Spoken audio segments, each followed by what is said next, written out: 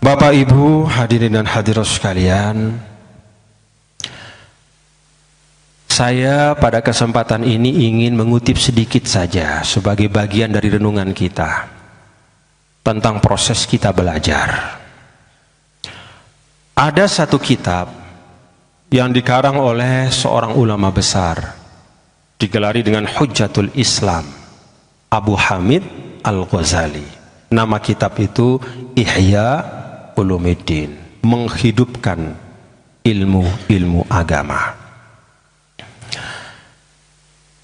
Di dalam Ihya Ulumuddin, Imam Ghazali membagi ilmu-ilmu itu menjadi beragam macamnya.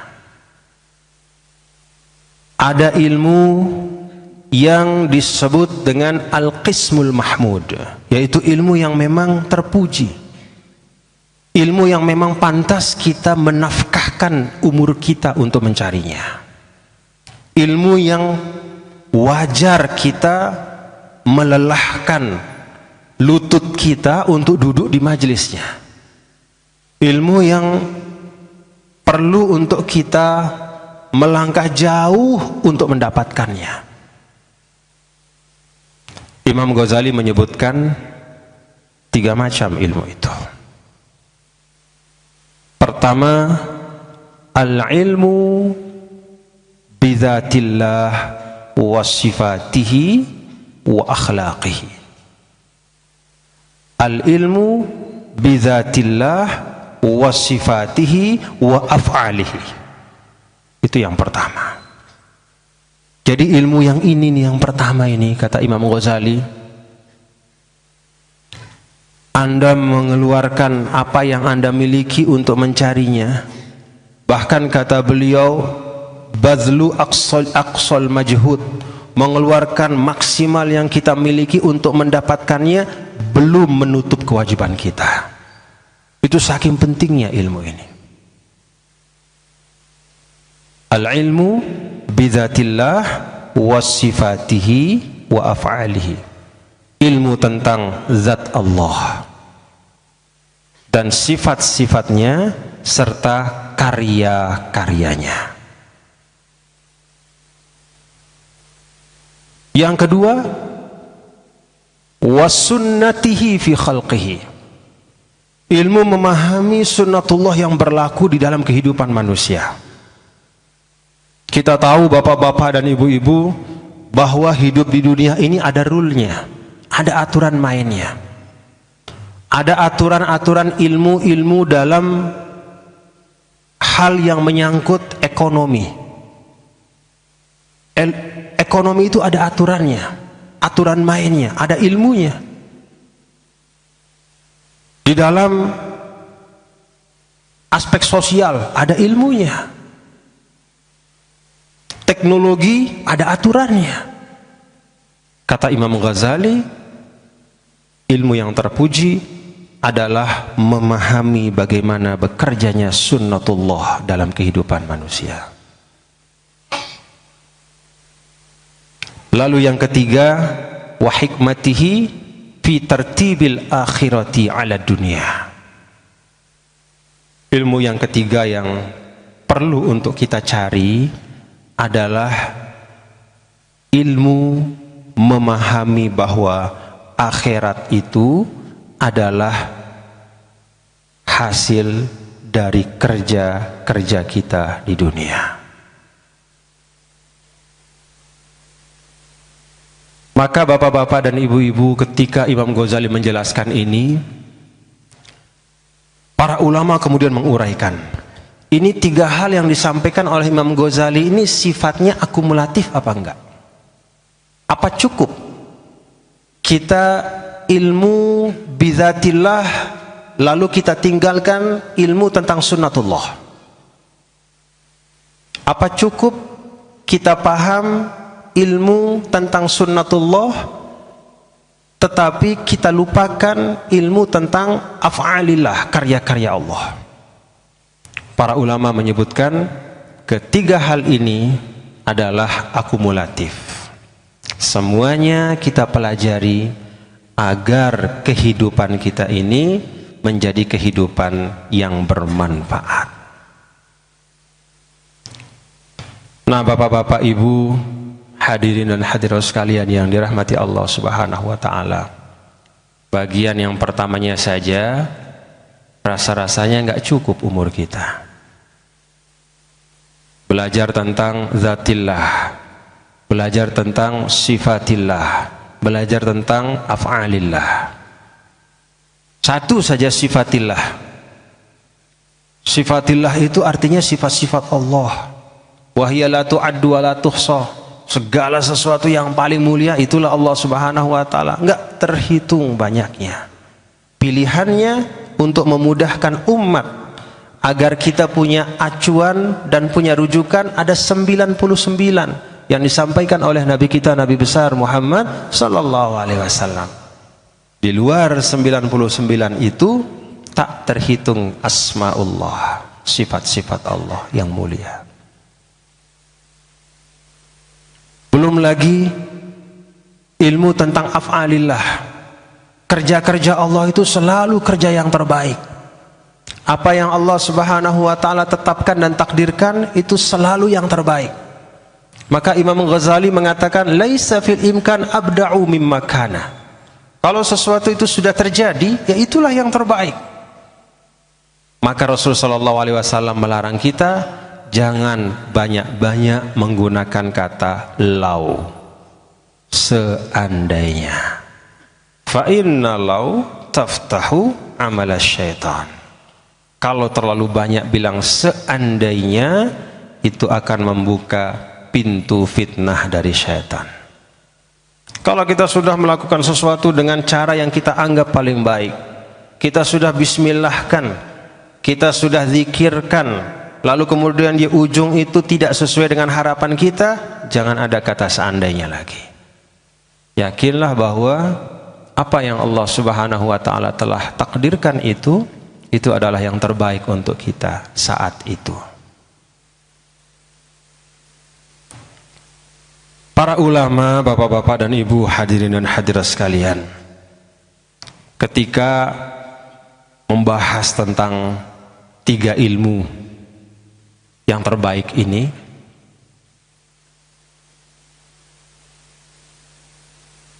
Imam Nawawi mengatakan kadal ihya'u ayyakuna Qur'anan.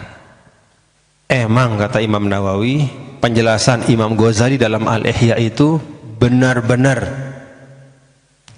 hal-hal yang istimewa, hal-hal yang pokok dan prinsip. Kalau ada istilah dalam tanda kutip Al-Quran buatan manusia, ya, dalam tanda kutip nih, artinya karya manusia, intelektualitasnya lengkap di situ, spiritualitasnya lengkap di situ, kata Imam Nawawi, itulah kitab Al-Ihya. Nah, bapak-bapak dan ibu, hadirin dan hadirat sekalian yang dirahmati Allah Subhanahu wa taala, pada kesempatan ini saya ingin bagian dari ilmu yang kedua tentang sunnatullah fi khalqihi. Bapak ibu, semua hal-hal penting yang ada di dalam kehidupan kita itu ada kata kuncinya di dalam Al-Quran. Ambil contoh rezeki. Saya pikir tidak ada manusia yang tidak ingin mendapat rezeki yang banyak. Betul ya Bapak Ibu? Ingin dapat rezeki yang banyak dan berkah. Amin. Ketika bicara tentang rezeki, maka Al-Quran menjelaskan dalam ayat-ayat yang berbeda, pertama tentang hakikat rezeki itu, lalu yang kedua jalur yang terbaik untuk mendapatkan rezeki itu, lalu yang ketiga fungsi rezeki itu dalam kehidupan manusia. Ketika Allah bicara tentang hakikat rezeki, apa kata yang Allah gunakan di dalam menggambarkan rezeki itu? Kita baca dalam surah Al-Jumu'ah. Ya ayyuhalladzina amanu idza nudiya lis-salati min yaumil jumu'ati fas'au ila dzikrillah wa dzarul bai'a dzalikum khairul lakum in kuntum ta'lamun fa idza qudiyatis salatu fantashiru fil ardi wabtaghu min fadlillah. Maka kata ulama, rezeki itu adalah fadlillah.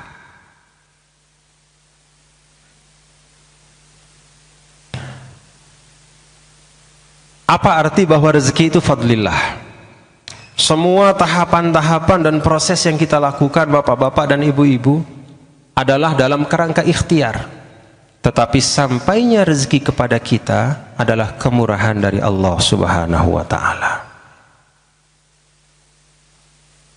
Maka di dalam hadis Nabi kita yang mulia Rasulullah sallallahu alaihi wasallam, "Lau annakum tawakkaltum haqqa tawakkulihi," ya, kalau engkau benar-benar bertawakal, jadi menggantungkan harapan itu hanya kepada Allah Subhanahu wa ta'ala, jangan geser. Bagaimana kalau menggantungkan kepada Allah itu bergeser? Yang terjadi seperti apa yang menimpa Nabi Yusuf alaihissalam. Nabi Yusuf di dalam penjara karena difitnah. Ada 2 orang masuk menemani beliau ke penjara. Lalu suatu hari yang keduanya itu melapor kepada Nabi Yusuf bahwa mereka masing-masing bermimpi. Yang pertama, inni arahni ahmilu fawqa ra'si khubzan ta'kulut tayruh. Yang pertama, mimpinya itu inni aroni aksiru khomro. Yusuf, saya lihat kamu ini orang baik. Semalam saya mimpi saya memeras anggur menjadi jus. Peras, kemudian keluarlah ekstrak perasan itu manis. Yang satu mengatakan, Yusuf, saya semalam bermimpi bahwa ada burung yang mengambil roti yang saya taruh di atas kepala. Saya taruh roti di atas kepala, lalu ada burung yang mengambilnya. Kata Nabi Yusuf alaihissalam, saya akan beritahu takwil dari mimpi kalian berdua itu.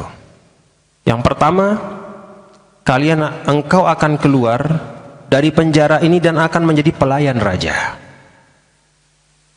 Itu takwil dari mimpi orang yang memeras anggur. Sedangkan engkau, sahabatku, so sad, kata Nabi Yusuf, sayang, bahwa engkau akan dibunuh, disalib, dan lalu kemudian burung itu akan memakan jasadmu. Qudiyal amrul ladzi fihi tastaftiyan. Benar terjadi. Yang satu dihukum mati, disalib, yang satu dibebasin, jadi pengawal, jadi pelayan dari raja. Sebelum keluar, apa kata Nabi Yusuf alaihissalam? Wa qala lilladzi zanna annahu najim minhuma udhkurni 'inda rabbika. Nabi Yusuf berpesan kepada yang akan keluar dari penjara dan menjadi pelayan raja itu, tolong sebut saya pada tuanmu. Jadi kira-kira Nabi Yusuf kayak orang sekarang lah, menjadikan temannya yang akan keluar itu sebagai perantara untuk dia bisa bebas dari penjara. Apa yang terjadi? Ini kalau geser ya, ini Nabi nih. Nabi emang nggak boleh geser. Kita juga nggak boleh geser. Tapi Nabi itu memang benar-benar harus lurus seluruh-seluruhnya. Nggak boleh sedikit pun ada geser. Maka ketika geser, apa yang terjadi? Fa ansahu syaitanu dzikra rabbih falabitha fis sijni bid'a sinin. Maka Allah Subhanahu wa taala membuat pelayan itu lupa. Lalu Nabi Yusuf tinggal di penjara dari jarak antara 3 sampai 9 tahun. Gara-gara geser.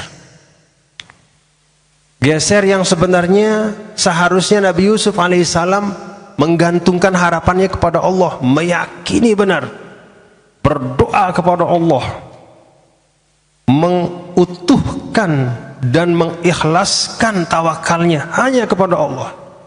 Begitu dikit aja bergeser, lalu ada harapan sedikit kepada manusia dan mengatakan, tolong sebut saya di raja supaya saya segera dibebaskan. Allah balas dengan yang sebaliknya, teguran bagi seorang nabi.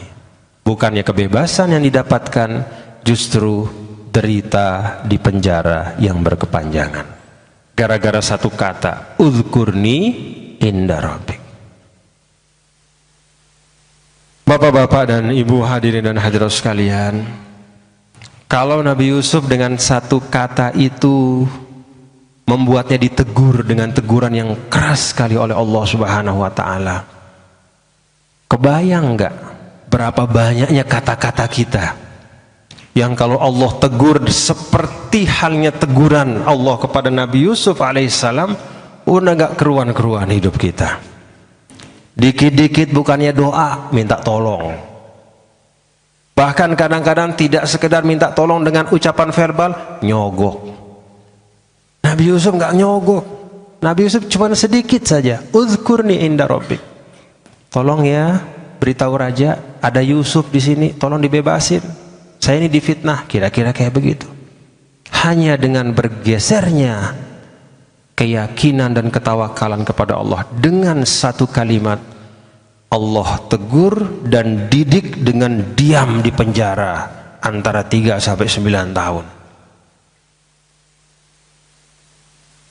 Jadi kita ini sebenarnya Bapak Ibu, kurang apa Allah bagus sama kita? Kurang apa Allah Subhanahu wa taala memberikan kepada kita kesempatan-kesempatan untuk terus-menerus memperbaiki diri kita? Kalau logika interaksi antara Allah dengan Rasulnya itu berlaku kepada kita, interaksi Allah kepada kita pakai standar yang kayak begitu, oh, berat sekali hidup kita. Kenapa Allah menegur Nabi Yusuf alaihissalam? Karena cintanya kepada Nabi Yusuf alaihissalam. Jadi teguran itu bagian dari cinta. Maka Nabi kita, Nabi besar Muhammad sallallahu alaihi wasallam menyampaikan, man ahabbaka nasuhaka. Saudara-saudara, Bapak Ibu, kalau ada orang datang menasihati kita, itu tanda Allah masih sayang kepada kita. Iza aradallahu bi 'abdin khairan saqa ilaihi man yudzakiruhu idza ghafila. Kalau Allah sayang sama seseorang masih ingat, maka saat orang itu lupa, Allah datangkan orang yang mengingatkannya. Kalau sudah nggak ada yang berani mengingatkan kita, karena setiap kali ada yang memberi nasihat, kita terima bukan dengan senyum dan terima kasih, tapi justru kita terima, kita respon dengan respon yang mengecilkan hatinya, yang membuatnya enggan untuk bernasihat kembali kepada kita. Lalu kemudian lambat laun tidak ada orang yang berkenan untuk menasihati kita. Itu tandanya Allah lupa kepada kita. Na'udzubillah min zalik. Dalam sunnatullah, ketika kita bicara dalam konteks rezeki misalnya, memahami sunnatullah dalam kehidupan, maka yang pertama hakikat rezeki itu adalah fadlun minallah. Dia adalah karunia dari Allah Subhanahu wa taala. Maka tidak ada di antara kita Bapak Ibu yang berhak mengklaim bahwa karena saya sudah bekerja kayak begini, maka harusnya Allah kasih saya kayak begini. Gak bisa. Fadlun minallah wabtagu mim fadlillah. Jadi semata-mata kemurahan dan kasih sayang dari Allah Subhanahu wa taala. Lalu yang kedua, bagaimana cara memperoleh rezeki itu? Wala ta'kulu amwalakum bainakum bil batil. Caranya adalah dengan cara yang baik, jauh dari hal-hal yang mengandung nilai kebatilan. Tidak ada tipu daya di situ. Tidak ada perilaku koruptif di situ. Sampainya kepada kita dengan jalan yang baik dan dalam proses yang baik. Apa fungsi harta di dalam kehidupan manusia? Wala tu'tus sufaha amwalakum allati ja'alallahu lakum qiyaman. Nah, harta itu adalah qiyaman. Dia menjadi urat nadi dalam kehidupan. Dia menjadi backbone di dalam peradaban. Maka ketika urat nadi ini putus, distribusi harta itu tidak lagi berkeadilan, manusia kehormatannya pasti akan hilang. Kalau backbone tulang belakangnya bengkok, yang namanya harta itu backbone dalam peradaban. Kalau dia bengkok karena praktek-praktek manipulatif yang luar biasa, tidak ada pembangunan ekonomi yang berkeadilan, atau mungkin ada kebijakan-kebijakan yang hanya menguntungkan sekelompok orang dan sebaliknya memiskinkan yang lain. Itu seperti tulang belakang yang akut sklerosisnya itu, bengkoknya, nggak bisa diperbaiki. Semua hal-hal penting dalam kehidupan manusia itu konsepnya dijelaskan di dalam Al-Quran. Memahami keseluruhan konsep itulah yang disebut oleh Al-Imamul Ghazali sebagai sunnatillah fi khalqihi. Memahami sunnatullah dalam kehidupan manusia. Maka silahkan bapak-bapak dan ibu, saudara-saudara, kalau tadi kita menyebut sedikit tentang rezeki, tentang harta, bahwa harta itu pertama adalah karunia dari Allah, bukan hak yang kita bawa sejak kita lahir, tapi semata kemurahan Allah. Mendapatkannya harus dengan proses-proses yang bersih, jauh dari perilaku koruptif. Lalu yang ketiga, harta itu fungsinya tidak hanya sekedar untuk menciptakan peradaban yang baik, tapi menegakkan peradaban yang berkeadilan. Maka bahasa Al-Quran qiyaman dari kata qomah, tegak.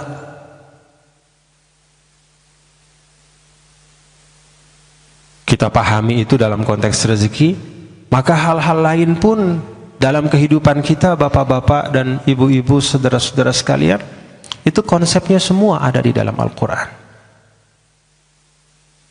Pahami itu, kita ngaji, kita mengkajinya, maka insya Allah dengan pemahaman yang utuh terhadap konsep-konsep yang dituangkan di dalam Al-Quran, dijelaskan oleh Rasulullah Sallallahu Alaihi Wasallam, maka hidup kita insya Allah akan berkah. Nah, itu sedikit uraian dari Imam Al-Ghazali tentang ilmu-ilmu yang harus kita pelajari. Dan ini memang betul-betul penting. Rasanya kalau dulu Imam Ghazali mengatakan, saya mengarang kitab Ihya Ulumuddin ini karena agama pada saat ini, kata beliau saat itu ya. Ini kata beliau saat itu. Agama saat ini, nah coba ntar kita cocokkan sama keadaan sekarang, kira-kira ada kemiripannya enggak? Agama pada saat ini, kata Imam Ghazali, itu berwujud menjadi tiga hal. Yang pertama, fatwa-fatwa yang dikeluarkan oleh orang yang berhak ataupun tidak berhak, tidak menghadirkan solusi tetapi memperpanjang masalah-masalah yang terjadi. Lalu yang kedua, agama itu berwujud perdebatan-perdebatan di ruang-ruang diskusi yang tidak menghadirkan hati yang lebih dekat kepada Allah, tapi lebih keras dan menjadi sombong. Yang ketiga, agama itu berwujud syair-syair yang indah, lantunan-lantunan kata-kata yang indah, tetapi tidak sesuai dengan keadaan dan kenyataan yang dirasakan oleh umat. Ketika saya melihat bahwa agama saat ini sudah berwujud menjadi tiga hal itu, fatwa-fatwa yang tidak menghadirkan solusi tapi menambah masalah, debat-debat yang tidak melunakkan hati tapi justru membuat orang semakin sombong dan takabur, syair-syair yang hanya indah di telinga tetapi tak sesuai dengan realitas dan kenyataan umat, maka saya tulis Ihya Ulumuddin ini. Kok rasanya Imam Ghazali hidup sama kita ya? Abad ke-6. Ternyata sejarah itu repetisi, selalu ada pengulangan-pengulangan.